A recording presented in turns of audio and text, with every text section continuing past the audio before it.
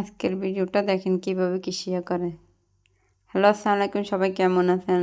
আমরাও আশা করি সবাই ভালো আছি। তো আজকে ঢাকা যাওয়ার কথা, যাওয়া হয়নি, কালকে আলাদা দিনে যাওয়া হবে। তো এখানে যে গাছগুলো আমরা রুইছিলাম আলু ছাড়া, এগুলো আল্লাহর রহমতে এখন মানে অনেক বড় হয়েছে, কিন্তু এগুলোর ভিতরে মাড়ি কম। তো এখন ওই বাড়ির থেকে আনি কিছু আগের জমানো হেঁস মাড়ি, এগুলার ভিতরে দিতে আসি, একটু সার দিয়ে দিব।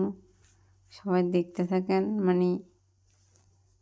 এখন এগুলা চোখের সামনে নষ্ট তো আর না করা যায় না, এই কারণে এগুলোর ভিতরে চারিপাশে যাতে মাটিটা দিয়ে দিতেছি টুঁস করি, কেন আলু তো জলে মাড়ি নরম হলে মাড়ির ভিতরে, তো এই কারণে হাঁস মাড়িগুলো একটু দিয়ে দিতেছি। গাছের গোয়ায় গোয়ায় 2 আনছি, 1 মনা 2 দিছি, একটু হয়েছে।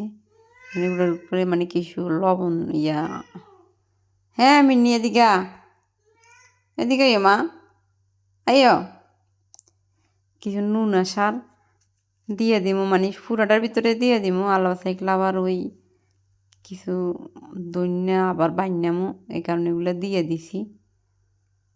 ফুটার ভিতরে সিঁড়ি দিয়ে দিছি। আর করলা গাছটা প্রচুর জোড়াইতে আছে, কিন্তু একটা করলা এটার ভিতরে দৌড়ছে বড়, আর এখনও করলা টলা ধরনের দড়ি নষ্ট হয়ে যায়। তো আমরা ওইখান দিয়ে সর্ষে করে রাখছিলাম।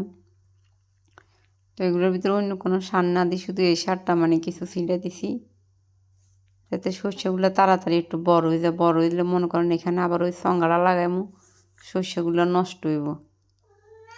হ্যাঁ মা এদিকে আইও, এদিকে আসো।